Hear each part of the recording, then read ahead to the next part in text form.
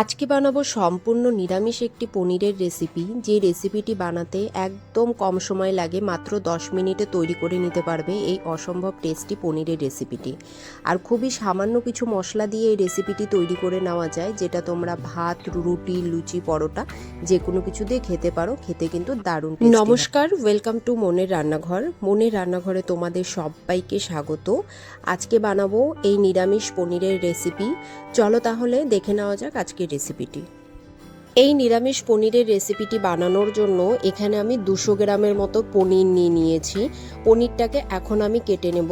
তোমরা তোমাদের পছন্দ মতন শেপে পনিরটাকে কেটে নিতে পারো। আমি এরকম লম্বা লম্বা করে কেটে নিয়েছি। এইভাবে কাটলে এই রেসিপিটির সাথে খুব ভালোভাবে যায়। আর নিয়ে নিচ্ছে টমেটো। যেহেতু এই রেসিপিটিতে খুব বেশি মশলা ব্যবহার হবে না, তাই আমি ছোট সাইজের 3টে টমেটো নিয়েছি। তোমরা চাইলে এটা বাড়িয়ে বা কমিয়েও নিতে পারো। এরপর আমি একটা মিক্সিংয়ের জারের মধ্যে কেটে রাখা টমেটোগুলো দিয়ে দিলাম 3টে কাঁচা লঙ্কা আর 1 চামচের মতো গ্রেট করা আদা। এখন একটা পেস্ট বানিয়ে নেব।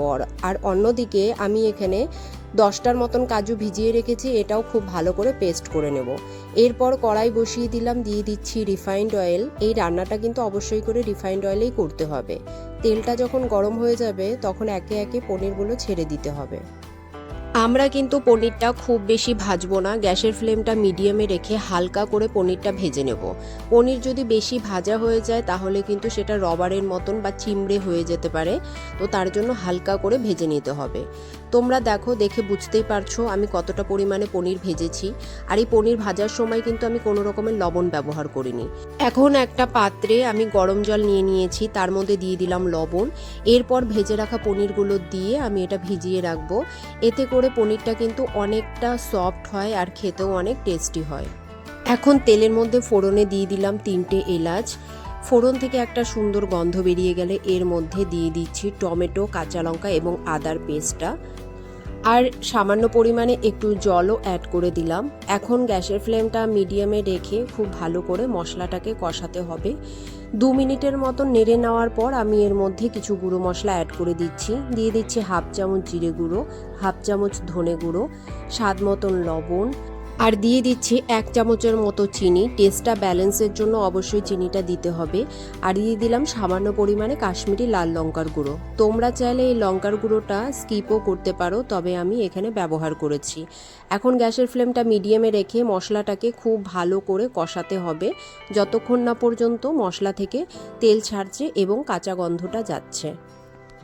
প্রায় 3 মিনিটের মতন মশলাটাকে খুব ভালো করে কষিয়ে নিয়েছি। মশলা থেকে কাঁচা গন্ধও চলে গিয়েছে।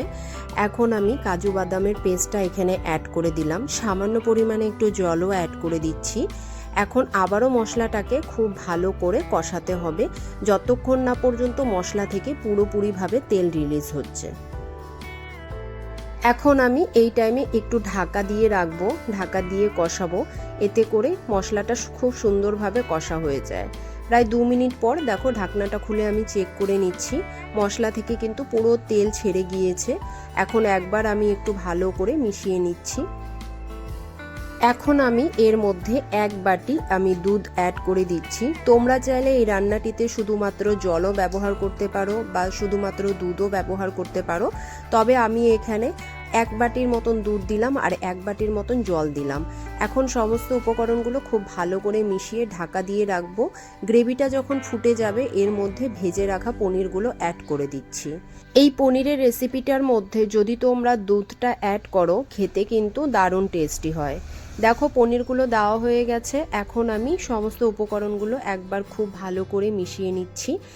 এখন এর মধ্যে দিয়ে দিলাম সামান্য পরিমাণে গরম মশলা গুঁড়ো। এরপর আবারও সমস্ত উপকরণগুলো খুব ভালো করে মিশিয়ে নিচ্ছি। আর এখন দেখো এই টাইমে আমি একটু কসুরি মেথি পাতা এরকম হাতের মধ্যে গুঁড়ো করে নিয়ে দিলাম, এতে করে ফ্লেভারটা অনেকটা বেশি আসে। এখন আমি আরও 2 মিনিটের মতন রান্না করে নেব, মানে টোটাল সব মিলিয়ে আমি 5 মিনিটের মতন রান্না করে নিয়েছি।